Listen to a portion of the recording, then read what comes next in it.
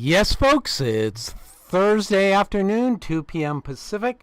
I'm Fred McMurray, which means this must be...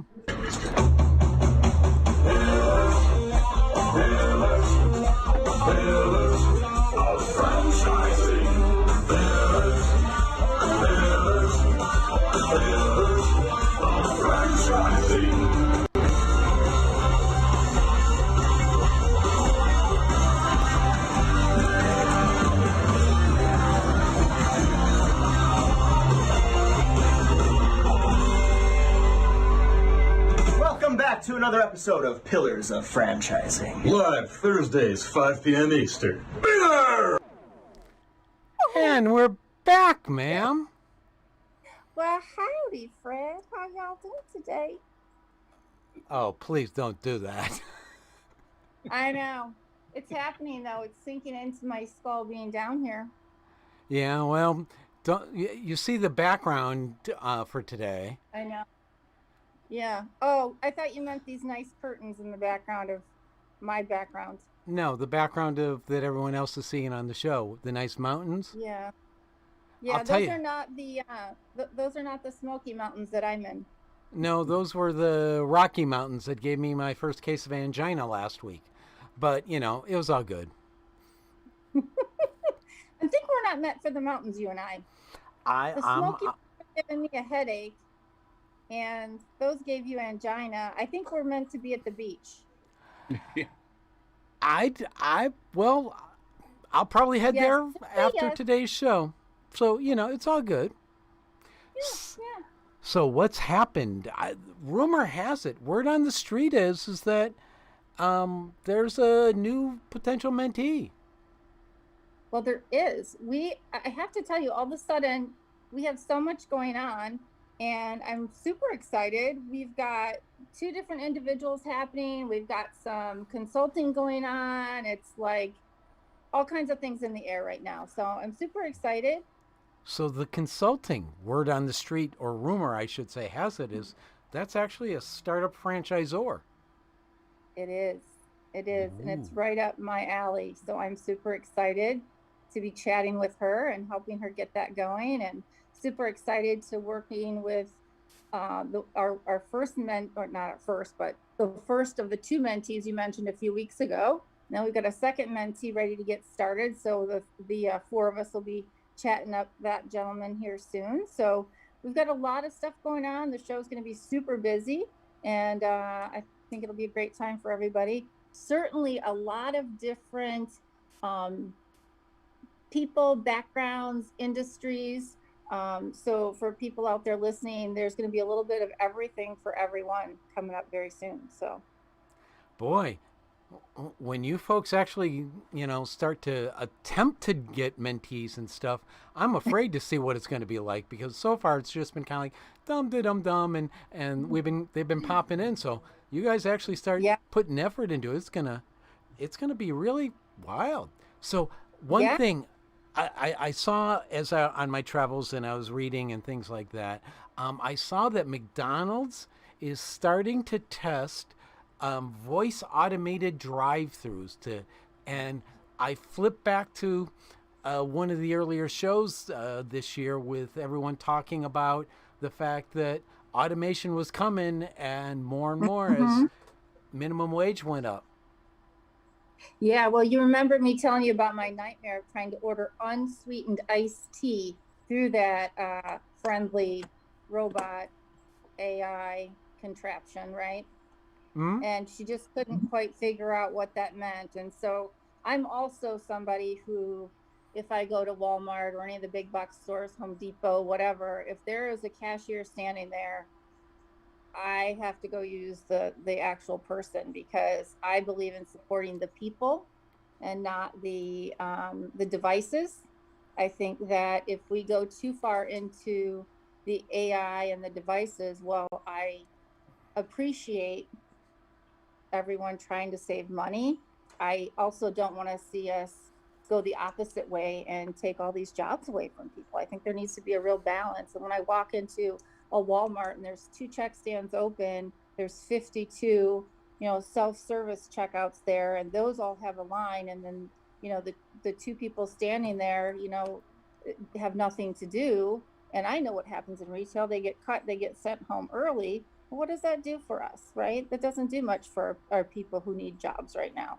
I mean, let's not say right now, because this is just really not the right time to talk about that. Jerry knows I get all excited and crazy about the whole job industry right now, but Yeah, don't worry. We can bring him on soon so he can drive you crazy. It's all good. such an interesting time. It's a So, bat yeah, crap crazy time. What are you talking about? It is. But yet, It here's is. the It thing. is.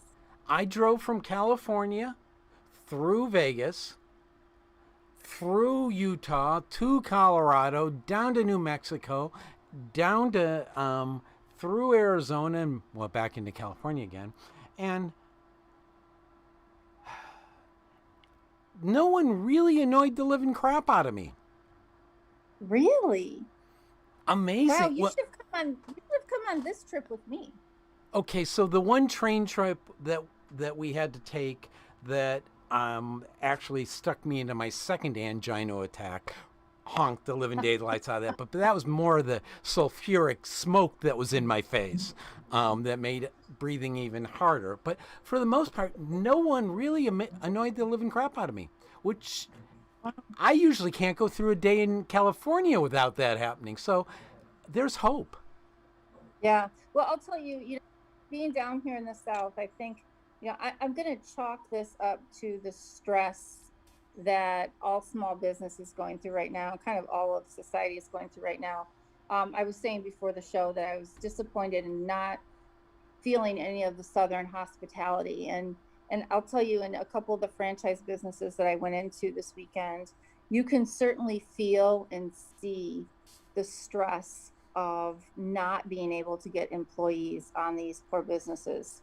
You know, I mean, having lines waiting. I was saying in one quick serve restaurant, we waited for 30 minutes in line to order, and then to be told that, I'm sorry, ma'am, I know you've been waiting out there for a very long time, but you're going to have to wait another 10 minutes if you're going to order food, because we just don't have a cook right now.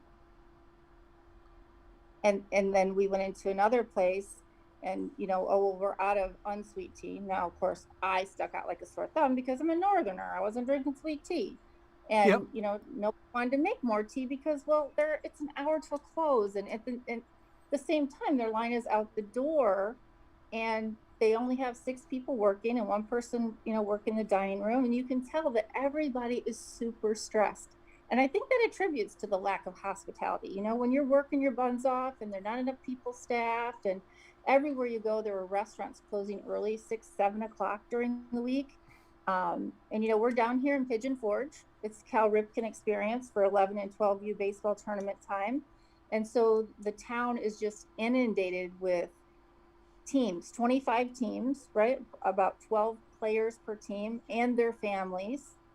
And so you put all that pressure on a small town and lack of employees in these small businesses, and they're just bursting at the seams. So a lot of what we've been talking about the last few weeks in terms of lack of labor and the stress that puts on small business, it is very apparent in this town this week for sure.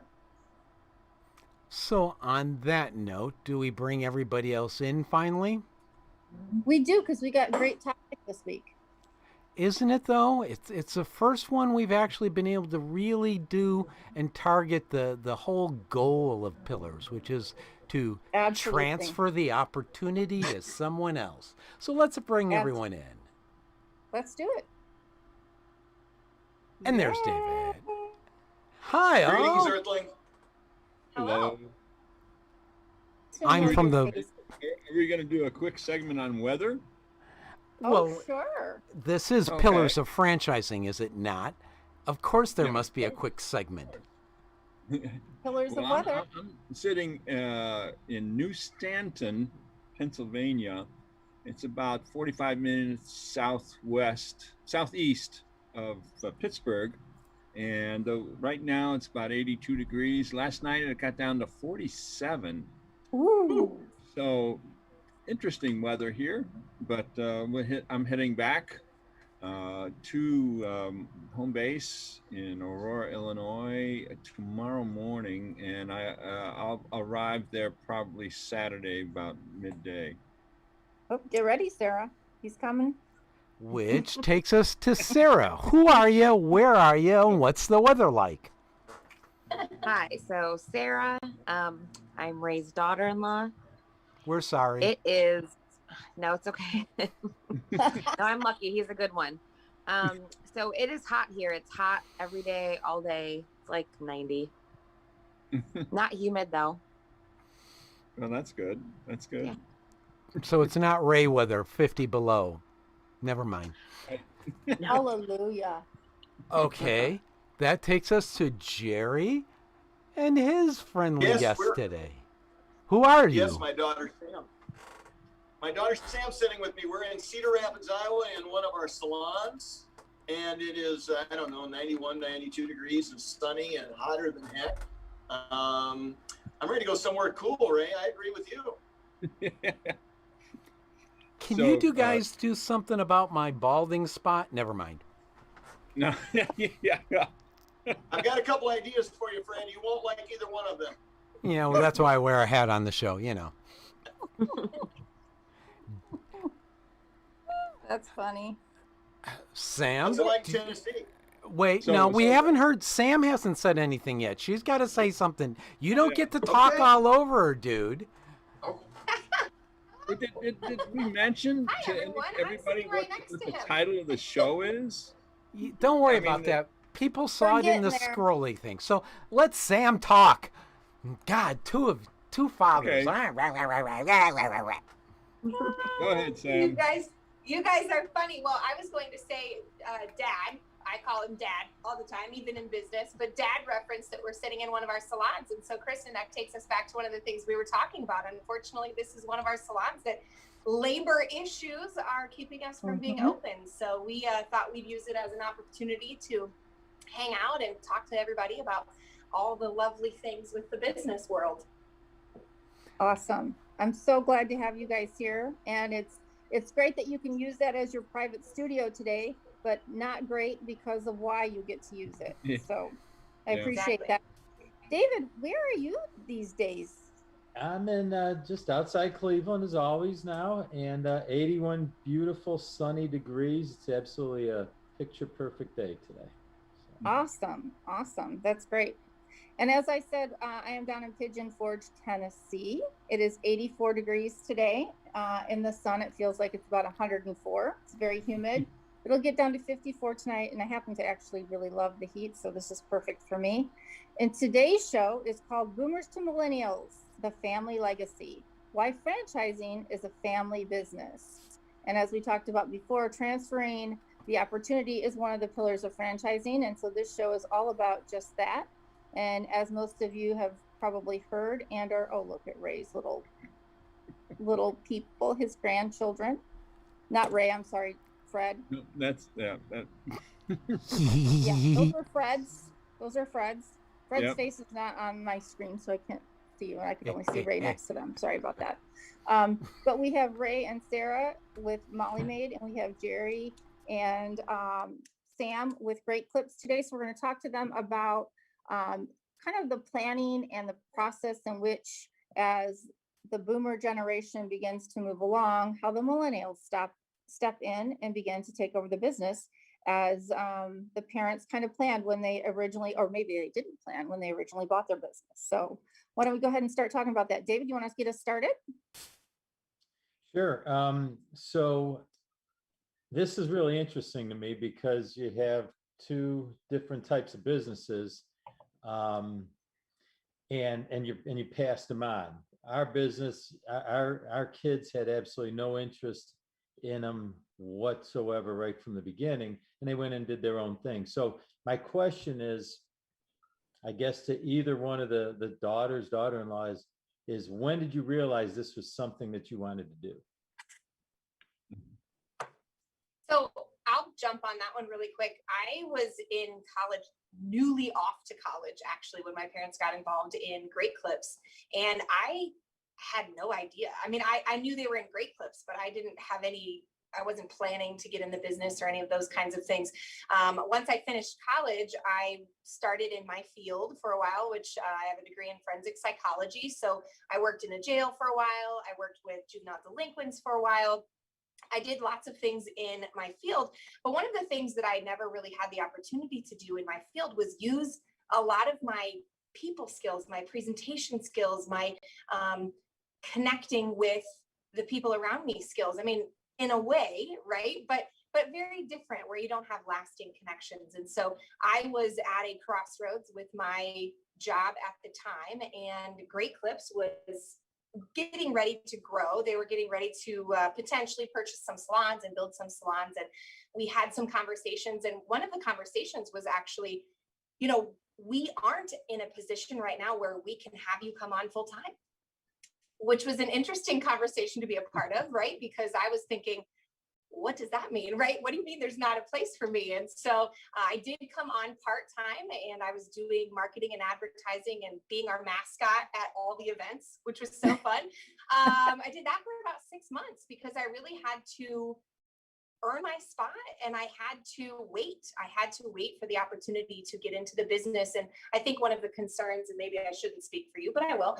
I think one of the concerns for my parents was they didn't want to bring me on in the business where they couldn't afford, from the business perspective, to pay me a wage that I needed to be able to survive in my, you know, newly out of college almost type life. So I think that was something that was really interesting, that a lot of people they're not aware that that's a process that you go through, where you really have to, sometimes the timing is key. Yeah, no, absolutely. I understand that. Both of our kids worked in the restaurants, but they had different career paths. They wanted to do different things. So but it was the same thing. They were paid the same as anybody else would have been paid, and we didn't bring them on, and we couldn't have brought them on if we didn't have a spot for them. So that's interesting. Everybody thinks, you know, you get special treatment, and in my world, that I haven't seen that. So you just described the same thing. So what about you, Sarah? So I was trying to think back to when I first thought about it. I think I met Martha, my mother-in-law, twice. And she's like, I love you. Come work for us. I'm like, well, I've only known your son for a few months. Let's hold off. Yeah, and then I think we were living with her for a few months between, like, we were looking for a house to buy. And she's like, yeah, really, come work for us. And I'm like, there's no way. I'm not working for my in-laws. And I'm like, what if it's awful? Like, I have to see them every day. And like, what if we don't get along? Then I have to see them afterwards. Like, that'd be scary. Yeah. So then pregnant with second baby, and he's like, you can kind of work from home a bit. So that was really appealing. So I did it just because, why not? Let's try it. And I'm like, I'll give you like 2 weeks. If it's awful, I'm not doing it. But I really liked them a lot more than I like my husband, I think, now. Like, I get along really well with Kyle. I get along with Ray, I think. Yeah, and I'm always doing jobs that involve like people pleasing, people happy. I did nannying for a while. I worked at a like receptionist for insurance. So I was always customer service.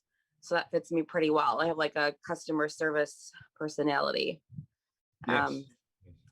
But I like working with them. I like talking to my brother-in-law every day. He's one of my favorite people now. So yeah, that's kind of how it happened, I think. Well, just so everybody knows, my son Kyle works in the business. So, and then Sarah came on board, and I think it takes a special person to work with family. So we have a dual relationship, you know, a family relationship and a business relationship, and we try to separate that, you know, as much as possible. And you know, Sarah came on board, and we set some ground rules right from the beginning, and it's working, you know, and I feel very blessed that it's working, to be able to work with my son and essentially working through my daughter-in-law with my other son. You know, this is, you know, I feel extremely blessed to be able to trust the business in their hands. And, Sarah's now, director of sales and customer relations, so, and wow, she's just doing an excellent job. She really, really, she knocks it out of the ballpark, to put it in your vernacular, Kristin. Thank you for that. That's a perfect team. I don't know. Ray's sounding really mushy there. I'm not sure how to deal with it. It's Ray. Come on. But he's being mushy. Yeah, well, it's true. Not. We need to go and pay the bills right now. And when we come back, I want to know what both of you ladies think in terms of the vision that your dad and your father-in-law have, and where you see that vision in the future. Do you see it kind of following the same trajectory, or do you both kind of have your own vision of what you'd like to do, say, in the next 5 to 10 years? Okay, Fred, you ready to take us to commercial? Hey, franchise owners. How's your local marketing? Do you feel like you could use some help keeping up with your social media posts and comments and reviews? Do you wonder if you could be doing more to attract local customers? Are you able to identify new move-ins to your local area? At Westvyne, we help franchisees like you reach more local customers through digital marketing. With daily monitoring, creative content, and ad placement, and customer data intelligence, we'll get your business in front of the people who want your products or services. We also work with franchisors who need an agency to handle the digital marketing for all of their locations. If you're ready to reach more local customers, give us a call at 805-265-5440 or visit us at westvyne.com. That's 805-265-5440 or westvyne.com. And we're back. Okay, so the question to think about was, is the vision that Jerry and Ray have, is that kind of the same vision for you, Sam, and you, Sarah, in the next 5 to 10 years? Or do you think you have a little bit different vision? Obviously, first you have two things, right? You're a different generation and you're both female. So I'm always really interested to see, and not that you're, telling them that their ideas and their visions aren't good, but we all know that ladies and men are a little bit different. So I'm curious to hear what you think. Let's go ahead, with Sarah. Oh, okay. Good. So I'm not really sure what Ray's vision is. What is your vision, Ray? Well, I'm living it. So, to drive around, huh? Yeah, Don't ask him questions like that. He'll just start talking. We want to hear from you, not him. We hear from him every week. Yeah, I mean, my vision is I want to be the boss of whatever I'm doing. So, but I think Kyle's the boss. But yeah, I mean, I like where it's going. I like what we're doing. I always tell the girls I just want to get them as much money as possible. So whatever that takes, making sure the customers appreciate them and understand that it's hard work, and taking care of the employees is probably my main thing. I'm always like, let's charge more. Let's charge more. This isn't enough. Let's charge them more.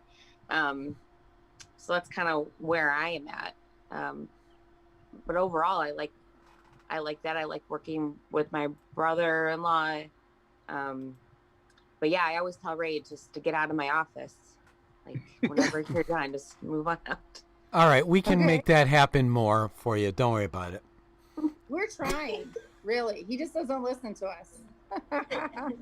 I just want to interject a little bit. So Sarah and Kyle are not at that point where they're looking at the end in mind. Right. But I think we're in the process of eventually getting to that point where they need to start thinking about what their exit strategy is, what is their end in mind. So we haven't even discussed that yet, but like I say, we're not at that point. Right. Absolutely. Sam, how about you? Where do you see your business going in the next 5 to 10 years? Let's just say, even if Jerry, let's say in 5 years, he decides he's going to pseudo retire, as he, thinks he's going to pseudo retire. And we know that he's never going to retire, right? He's just not going to. Sure. Well, I think one of the biggest things for us, so my sister is actually in the business with me as well, and her husband has joined the business now as well. So the three of us really, when COVID hit, we really completely took over the day-to-day operations, honestly, simply because we shipped him off so he could be safe while everybody was figuring out what was going on with the virus. He went to the lake house for 16 weeks, and we sat around the conference table trying to figure out, how do we come back from this? How do we survive? How do we continue on? Yeah. And so for us, I think my sister and I, we want to continue to provide opportunities for our staff. So I think Sarah was mentioning, I'm in it for the staff. I do it for the staff. For me, that's really important as well. And we have a lot of staff that I think are excited to have new opportunities. One thing that comes with wanting to continue to provide new opportunities is the need to continue to grow. Similar to when I got in the business, they couldn't have me full-time when they were the size that they were. They needed to grow so I could be full-time. That's how I think my sister and I continue to envision this business is, we have to continue to look for opportunities to grow, whether that is individual units or adding units. We need to keep growing so we can provide those future opportunities. Kristin, it's interesting you mentioned being a different generation. That has been really interesting in our, I guess, path as we've been going through all of this, because there have been quite a few things that as a next generation family business, my sister and I will say, yeah, we know we've tried that before, but let's do it again, but this time our way, right? And so that has been really interesting where, I love that you said, you're not saying their ideas are bad, you're just saying like, let's do something different or let's do it a different way. And that has been really important to us, and they've really given us the flexibility to be able to do that. So, things are going to Google now, and we're doing things a lot more electronically. I would say the biggest pain point, though, that we have seen is as you grow in a business, you are more removed from the day-to-day frontline operation. And so that has been different, because when our parents were running it as our parents, and they didn't have us, they were a few units, they were in the salons all the time, and they were connecting with all of the people. And now, we can't be there all the time. We can't be there every week. We can't even sometimes be there every month. And so we have to find other ways to connect, and doing that electronically has been a challenge, but it's been really exciting. And we've seen a lot of really great benefits through doing that we wouldn't have foreseen. COVID forced our hand, but we've been able to really start using some of those things to our benefit. Yep. I think that's great. And I really like the way that, that you talked about that. And I know that I've seen it even, since Ray and I started our business. So Ray was already in his business when I started. And I remember one of the things that our co-op was doing is everybody was still pushing yellow pages, right? And I came in thinking, what the heck? I use those as door stops. Why are we spending money on the yellow pages? Are you serious? Like, but it was just a transition from, I was the young kid coming in, and everybody else had mature businesses. And I just didn't know why anybody would ever pay for yellow pages, right? And so it's just this transition. And I certainly felt it, when I joined the business, and now I'm not the youngest anymore, so I can't say that, but it certainly has been a lot of fun. And so I can't quite imagine working like you all do with your dad or your father-in-law with my dad, because we both have really strong personalities. So I'm kind of curious how you, exactly, Jerry, I'm kind of curious as to how you overcome some of those personality conflicts. Yeah, I would say something that's really important, benefits. Being in a family business has a lot of benefits, and it has a lot of challenges. And so we have a great opportunity in Great Clips to connect with other next gen Great Clips franchisees. We actually have a program that has been built in the corporate system, but then we leave it to the millennials. We've branched off and done our own thing. But I think that one of the biggest things, at least for us, is having a community of other people that have been there and done that and gone through those things, because being in a family business is very different than working with people that didn't know you when you were a sassy 14-year-old, working with people that they just know you as who you are at the time, and they haven't gone through challenges or, tragedies or celebrate. I mean, any of the things that you've gone through together that helps shape the relationship. And so Right. when you go into a business that's not in your family, you get to really become whoever you are at that time for those people, and they don't have all of that extra behind the scenes. So, we definitely have our times where we have struggles, where at least one side or the other assumes that the other is thinking this thing or saying this thing or meaning it that way. And I also think that we probably all act a little bit loosely sometimes, because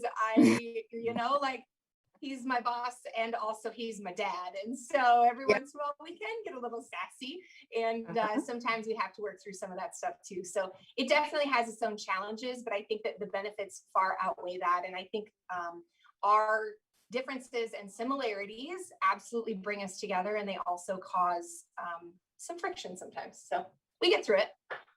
Awesome. I'm a question here. Without knowing the business real well, Great Clips business and even the Molly Maid's business, how are the roles defined during this transition? I mean, is there clearly set roles so you're not stepping on each other's toes?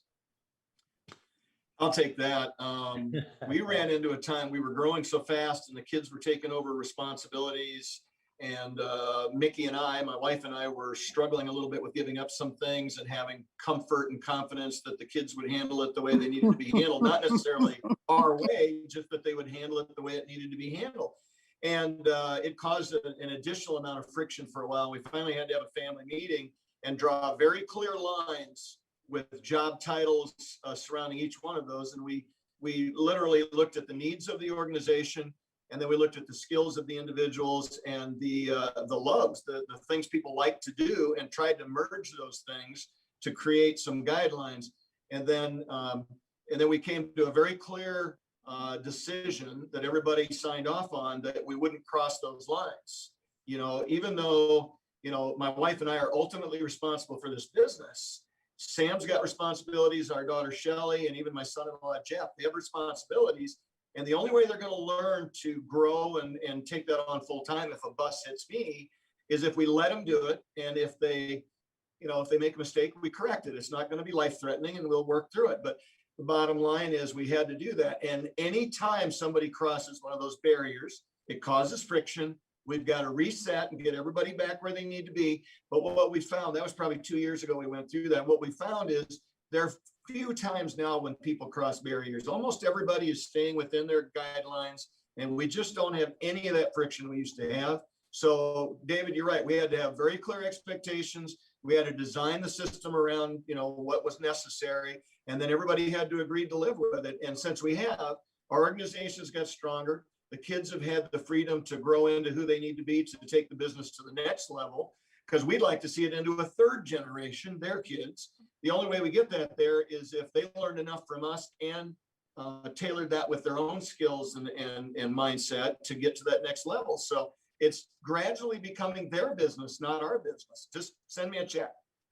Well, I want to jump on that for 1 second here. I think one of the things that makes us really strong is that each of the 4 of us as the family members, but 5 with my brother-in-law, each of us has a little different perspective on the business. And so one of the things that we have to do is understand when we maybe at least touch the line, we have to understand that each side is coming at it from a different perspective. And so that makes us really strong, and that makes it something we have to work through. So my sister and I, for instance, I'm operations. And so I'm always looking at things like for the staff, right? Like we have to make this better for the staff. And my sister's like, yeah, but the bank accounts, like we have to think about that. And so, it really creates this situation where we do have to understand that although we feel really strongly about something in our own department, that's what I always call it, is we departmentalized. In our own department, we do still have some times where we have to involve other departments, and just understand nobody's squashing what we're doing. They're just trying to say, like, we also have to consider this side. Sarah's nodding her head. I think she's on board with you. I was just going to say, Sarah, I know Sarah already mentioned her line of duty, but go ahead, Sarah. How has it been separated for you? I mean, is it clearly defined? Oh yeah, that's our answering service calling me right now. Can you guys still see me? Nope. Oh, okay. They call me when no one answers the phone at the office. So, yeah, I think I have a very strong personality. I think they put up with me sometimes, but I feel like, yeah, that's me. I'm the one that's like staff, and Kyle's like money, money, money. So there's always that. So we have conversations all the time, like, what can we do that's, you know, makes sense, but it also makes me happy. So that happens all the time. So do you, Yeah. both of you have mentioned money, so this is, I guess, more for Ray and Jerry. I mean, are they involved in the financial state, the P&Ls? Do you review those at a quarterly basis, yearly? I mean, are they privy to that financial information? Are they equity partners? Ray, go ahead. Okay. One of the things that Kyle and I do every Wednesday is the payroll. He does the payroll, actually. I go over it. I check to make sure. We have a kind of a complicated payroll because we have a lot of benefits that we pay out to the employees. And so I go over it and make sure everything is correct. And what that does is it allows me to have my input into it. So I can say, well, why did this person get, you know, this much when it should have been that much? And he says, okay, well, she did this or this, and therefore she, you know, she got this bonus. I say, okay. So we, you know, and then I look at the bottom line from the standpoint of, do we have enough money to make the payroll every week? And, you know, so my input is kind of limited, but my management style, and I'm going to go back a little bit. We recently made some changes to payroll, and I look at consensus. So we have several managers besides Sarah, and they said, well, we needed to make a change in how much we're charging. And I said, okay, what do you think it should be?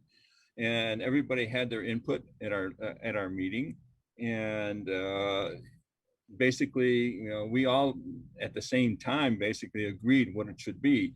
But if it was something that I felt would be detrimental to the business, then I would say, no, we shouldn't do that. We should probably take a lesser increase in that area. So it's sort of a consensus. We have a lot of fantastic people in our office, you know, not just Sarah, but Mary and Sarah. Maribel, Melissa. Yeah. They're all great. Yeah. So when we have our meetings, we really talk it out. It's not just me. I'm not the type of person that says, oh, it's this way or the highway. And I think that is one of the reasons we have a successful business, is we're able to talk it out.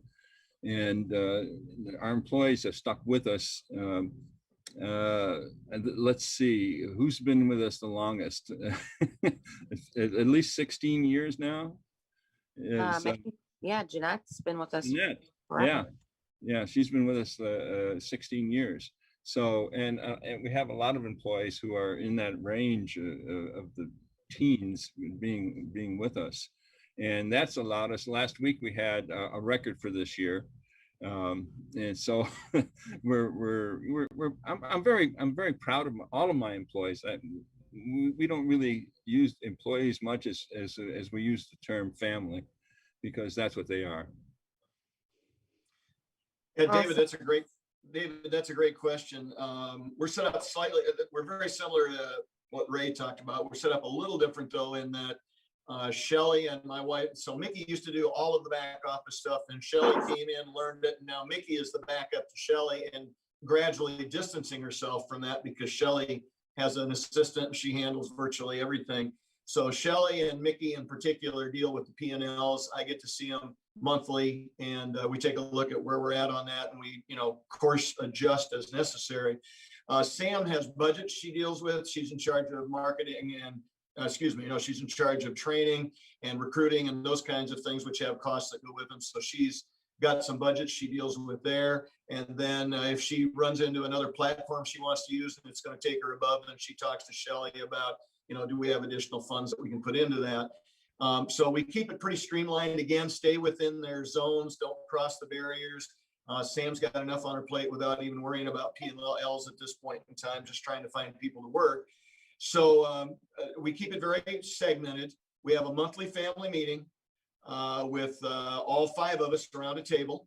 And each of us has a report on the segment that we're responsible for. And if there's any, changes to the P&L, if there's any financial stresses, if we want to go a different direction with something, that's something just like Ray talked about, that's something we talk about as a family and come to a conclusion. Generally, it's more of a vote type thing. From time to time, the votes get split and I have to walk in and make a decision, but we try and keep it very, very top level and very friendly. And David, to the rest of your question, the girls were not equity partners for probably the first 3 to 5 years they were involved. We had a large acquisition a couple of years ago, which allowed us to make them actually majority partners in that acquisition by itself. And now we're doing another acquisition, which is leading to a reformatting of our whole organization. So they're going to end up being, instead of majority partners in a small organization, they're going to end up being minority partners in a much larger organization. So, and, we use our financial advisors, our attorneys and accountants love us. They make a lot of money off of us with an organization our size. But, we're using the tax code to our benefit to make sure that, we manage our not only current taxes, but also our long-term taxes and the evolution of the kids taking it over to avoid taxation upon our death or whatever the case might be. So they're equity partners now. They'll continue to gain equity every year, partially as a wealth management strategy, but also to reward them. And it's just going to continue to grow. Now, I'll tell you honestly, they are basically running the company now. We have oversight, but we do our best to stay out of it. They're doing maybe a better job in some cases than we did. So we're saying stay between the rails. Don't go off the playing field. Yep. As long as you do, we're good. Jerry, you nailed the next question, my follow-up question. We're going to talk about. You have to wait. You have to wait. You have to pay the bills. Oh, all right. Hold that thought, David. I will. It's always a good We'll thing. let David ask his question when we come right back. The Franchise Woman is a bi-monthly digital magazine that empowers women as they navigate the franchising industry by providing relevant news, tools, advice, and inspiration.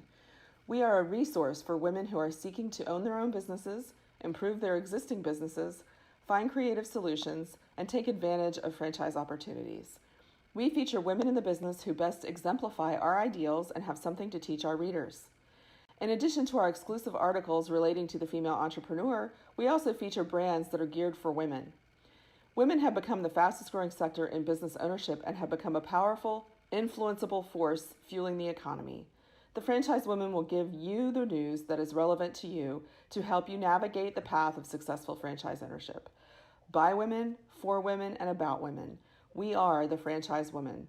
Join us today at www.thefranchisewoman.com. And we're back. All right, David, what's your $1 million question? So you Jerry, you touched on really what the gist of this show is really the transitioning of ownership. And I think, you're going through, which is going to be a great benefit to our listeners when you kind of expound on what you just talked about. And that's the tax consequences of handing off a business, no matter what size it is. And obviously we're going through a transition now with what capital gains are and those types of things. And you said you'd spend a lot of money with your accountants and lawyers, and we've talked about that in the past, that's money well spent. So my question to you is, at this point in time, I'm assuming you and your wife are still the majority, right? Correct. And as that goes on, how are they gaining? How do you see them gaining equity? Is it in the form of gifting over years? Is it going to be in the form of a cash infusion? How is that? I'm sure you. After you mentioned you've already stepped it out a little bit, but I'm sure it's not completely full. But what's the thought process behind it? Yeah, so we spent probably 2 or 3 years, David, leading up to this with the intention of doing it, but wanting to learn more about it. Great Clips has a relationship with an amazing attorney who, specializes in transition for businesses. And we spent a little bit of time with her, and then she spent time with our local attorney to make sure that they were prepared to help us moving forward. So first off, we put it in a trust so that it could be managed and controlled at their advice. I mean, everybody that's listening might talk to their attorney and accountant and come up with a different strategy, but this is ours. And so we put it into a trust to manage it and control it. And then they continue to earn their keep, because I'm an old farm boy from Iowa.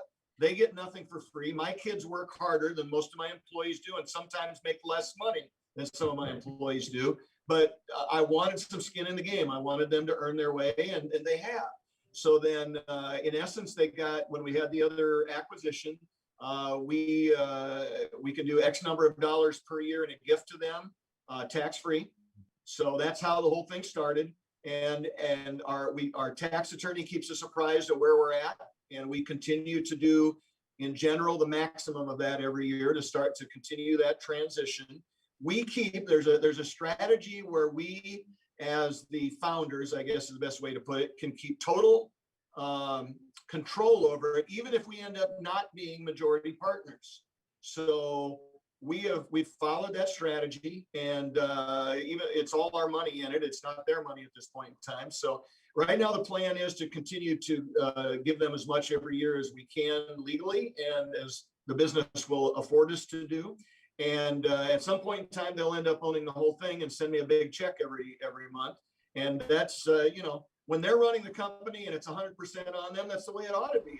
I shouldn't be sticking my nose into it. I should be trusting them to do it. And, we got into it originally to help people and to have some retirement income. So as long as we can continue to do that from wherever we're at in the world, I want to be, Ray, and be traveling all over the place. But that's our transition. That's our strategy. It's working phenomenal. I don't see any reason why it wouldn't just continue to move that way.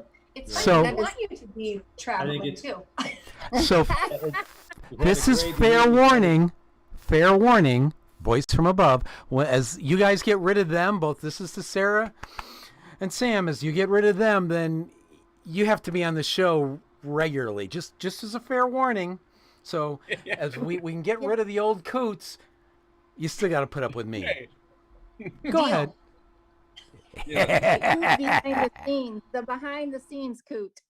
I'm going to interject here, because I think since we went from one end of the spectrum, let's go to the other. And I think the best part about having a business and being able to transfer it over is the other end of the spectrum, or my grandkids. Sarah, do you have any pictures handy, or are they available for viewing by any chance? Because right now we have 3. And I think we need to start thinking from the perspective of passing that business on to them. So I realize that this is, something that I just mentioned to Sarah, because we talked about, where do we go next? And, right. And that is where we're going. And of course, Kristin is just beginning to have those thoughts. And I do have to say that everything seemed to happen, and from my perspective, not automatically, but with God's will. And because I never thought about too much about, what's going to happen, except that I needed to do it. But, right. In other words, I didn't say to Kyle, you have to take over the business. And I didn't say to Sarah, I want you on board. You have to be on board. These are all things that they wanted to do. And, that's the reason I feel blessed. Yeah, I think it's really important. I listened to both of you guys, and obviously you're right, Ray. I have, my oldest is 16. She just got her first job. And so I made the assumption, said, well, you're going to work at the Molly office, right, for the summer? And she's like, Mom, really? Like, I want to go out and work with people, like in public. And I'm like, you have no idea what you're asking for, because if you want to deal with the public, all you got to do is answer the phone. And the best part about that is, you know, if they're rude to you, you can like transfer them to me or a manager or something, right? And she's like, no, that's not what I want. I want to like be out there. And my girlfriend said, you know what it is? She really just doesn't want to work for her mom. And I'm like, oh, you're right. And so then I started thinking, well, what if my kids really don't want to do that, right? And my dad is very much like yours, Sam. My dad is like, from the Midwest, nothing's for free. You're going to work for it, right? And he's a planner. And you have everything in a trust. Everything is earned, right? And so, and when it came time to have those hard conversations about what happens when the time comes, and I said to my dad, listen, don't worry about me. Don't worry about my brother. We're adults, right? Like we can fend for ourselves. Leave it for the grandkids, because now that my brother and I are adults, we shouldn't need anything, right? But to Ray's point, think about the little ones, because let them get a head start. Maybe they need a house. Maybe they need college money. I don't know that I'll have college money for 3 kids by the time my 13-year-old is, you know, done with high school. Who knows, right? And so I think it's very interesting to listen to the two of you talk as I'm going into those stages, you know, again, with a 16-year-old who wants nothing to do with my business at this point. My middle son, who I'm just teaching how to fix vacuums in hopes that he'll want to do something beyond that. And a 13-year-old who just thinks money grows on trees. So you really kind of run the gamut. And I think every family is different. You know, like David, you had kids who didn't want anything to do with it. And maybe because they saw how hard you and Lynn worked, right? Yeah. Nights, weekends, holidays. And they're like, no, thanks. So to kind of play into what David's situation is, my dad had saloons and restaurants, and I didn't want to get anywhere near those, because the worst part of my job working for my dad was cleaning out the beer coolers. That's right. and they smell. You know, so no way. I stayed away from restaurants and saloons. Yep. So. Well, can I jump on that just for a second? Because I have young kids. So I have a 7-year-old and a 4.5-year-old. And for me, you know, being raised by a farmer and work hard and blood, sweat, and tears and all of that, you know, for me, that's all that I know. That's all I've ever known. I mean, both of my parents had multiple jobs. They were always getting into other things. My sister and I were, you know, we would eat cereal and pizza because they would be off doing other things for dinner, you know, and they would come home, obviously, but you know, we would have a time after school where we were having to fend for ourselves. And so for me, I only know hard work and unfortunately or fortunately, workaholism. Right? That's a good thing today, because there are a lot of kids today who don't know that. They don't get that, right? Well, and so for me though, with kids, young kids, I've been sometimes I have to travel to our salons that are further away and such. And so I've been having to, 2 years ago or so, I had an epiphany, I guess. And so I started explaining it different to my kids because, you know, they would be sad that mom was going to leave for a while and so on. And so I would talk to them about how being in the business that I'm in, I get to go and help people. So I get to go and help the people that are working for me. And so it started to be this shift in conversation with them to say, you know, hey, mom's got to go work. And the reason that we work is because we want to help the people around us and so on. And just last weekend, my 7-year-old came with me to a salon after hours because we had stuff to do. And, you know, she was up on a ladder and getting stuff off the shelves and just giving her little things, but trying to teach that work ethic, because you're exactly right. Right now, there isn't a lot of it out there. So, no, but I think, you know, and boy, you hit on something really great, because while our kids did not want to work in that business or own that business, I should say, because they both worked in it. They saw what we did. They have a work ethic instilled in them. They have an entrepreneur and ownership mentality in the positions that they have now with the companies they work. And they've seen the hard work that goes into it. So they're very respectful of the people who they work for, because they know they own a business. So that's right. So, you know, there's a lot to be said when your kids are seeing the hard work, the hours, the long hours, the struggles, the successes, the ups and downs. Believe me, no matter what age you're at, they notice it, and it's in them. And that's the one thing I'm really proud of with ours is, is we've never really had to instill it in them. They observed it, they became it, they're it, and they put forth that honest effort for somebody else, and and I'm fine with that right now. Now they both have designs on owning their own business at some point in time, just not yet. Yeah. Well, And I it can probably tell you, won't be a restaurant. when I'm out of town, either her daughters or Shelly's daughters take over my office and my desk. So I think that's a hint. They're ready to move Ready me to out go. to pasture and they'll take my place. Oh, that's so cute. That's so cute. As we begin to wrap up the show, I'd like to know if there's a bit of advice that you all would like to share with our listeners who are either about to kind of start the journey with the end in mind, or have a business and are thinking about this transition. What bit of advice would you share with them? Ray, do you want to go first? Sure. I think that's pretty easy. I'm always on the lookout for for things, I don't know how to say this, for skills that people have, and sometimes they don't even know they have. And I try to pull them out and cultivate them, to put it in Jerry's vernacular, so that you know, I know a lot of the employees we have, they're doing things they never dreamed that they were capable of doing before, because basically I said, hey, you're really good at, and let them have at it. And I think that's important, to be able to recognize these skills that people have.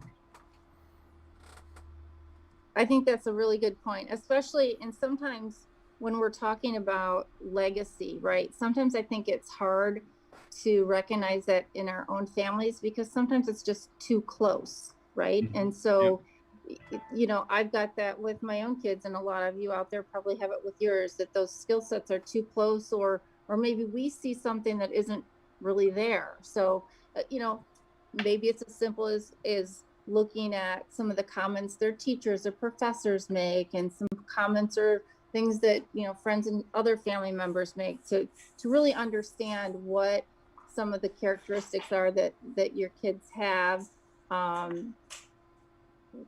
to help them along the way. So what about you guys, Jerry? What do you and Sam think? Well, advice that I would give is, first off, if you own your own business, you owe it to your employees to start planning early for a transition, because it's going to happen. We only have so many days on this earth, and you don't know. Unfortunately, last year should have proved it to everybody. You just don't know how many days you got. So the fact is, if you own a business, you owe it to the business, the customers, and the employees to plan for some sort of transition. Another piece of advice is trust your experts. Find great advisors, accountants and attorneys and so on, and trust them to help you through this process. It's not a secret. It's not magic. Just make it happen. And then I would also add that your next generation may not be blood to you. Just as Ray mentioned, you may have people within your organization that have the potential and the work ethic and the skill sets and the love of the business. And as David, his children went on to other careers. We've seen that in our friends that are franchisees. They have kids that grew up in the business and hate it and want to do something else. So maybe you've got somebody working for you that could be your exit strategy, but start planning for that early. I mean, I'll tell you a couple of quick horror stories and then I'll let you go on, but we've had friends in the business as franchisees who unexpectedly passed away and didn't even have a second person on the checking account. Oh my. So payroll couldn't be met, bills couldn't be paid, and things like that. And there were more extenuating circumstances, including an internal battle between siblings as to who was going to take it over. And in this case, corporate had to actually step in and run them for a while and kind of moderate that whole discussion and try and figure out how it was going to be worked out. It turned into about a 5-year miserable journey for everybody involved, and it was totally unnecessary. Yeah. With a couple $1,000 and a little forewarning or foreplanning, that could have been completely avoided. And I probably got 2 or 3 more stories similar to it, but I won't belabor the point. But you get it. The fact is, this is not rocket science. It's a fairly easy thing to do. If you really do love your business, love your employees, love your clients, you need to start planning ahead. Absolutely. I think that's a great piece of advice. I'd like to, Fred would like to take us down to the dark side. Oh my gosh, Now, Fred. but before we go there, I really want to thank you both all for sharing your stories with us, because I really think it's important. And I always learn from both of you, because you've been in this business much longer. And Jerry, particularly, it's interesting to listen to how you set things up with your kids, because you're so consistent from the way you talk about mentoring people to the way you talk about setting things up with your family. It's like, oh my gosh, you're from mentoring others to mentoring your family to setting things up. I mean, everything is so consistent. It's like, that's just who you are. There's no changes from one to another. And so I just think that's fabulous. And Sarah, I think it's great that you've been able to work with, we always call them the in-laws and the outlaws, and working with your brother-in-law, your father-in-law. It's like, holy cow. So hats off to you too. And thank you for sharing your stories with us, because I know not every day is easy working with family. So thank you so much. Fred, what do you got for us today? Tell me. So I've been contemplating this, and somehow the Matrix, well, with Ray and Jerry, Matrix questions just don't work. And we've done a whole lot of alien stuff, so didn't want to do that. So it came to me, since we're talking about transferring the opportunity and the first generation transferring out, I decided to go down with the zombie apocalypse. So, assuming, this is to Sarah and Sam, assuming that Ray and Jerry both succumb to the zombie apocalypse because they're older and move slower than you, and everyone knows you only have to run faster than the slowest person to get away from the zombies. How will you ensure customer safety so that your parents don't bite your customers and turn them into zombies? Oh my word. How would we ensure customer safety? We would just ship you off. That's what we would do. We would just off. Get out of here. Come on. Sarah! I have no idea. Nope. You are Ray's daughter-in-law. Yeah, you're the director of customer service. You've got to know. It must involve the bus. The bus. Lock him in the bus and ship him off somewhere. Yeah. I like that. We're good with that. I mean, he'd be in heaven, so that's fine. You could have your husband drive him off in the bus. I mean, he would love that. Yeah. See, Anytime you want to take Kirk on a vacation, that'd be great. Go for it. Jerry doesn't have to answer the question because he already took care of the answer. He just made sure the kids weren't involved, so he doesn't have to worry about that. But Kristin, assuming it happens soon, how are you going? Before the? Yeah.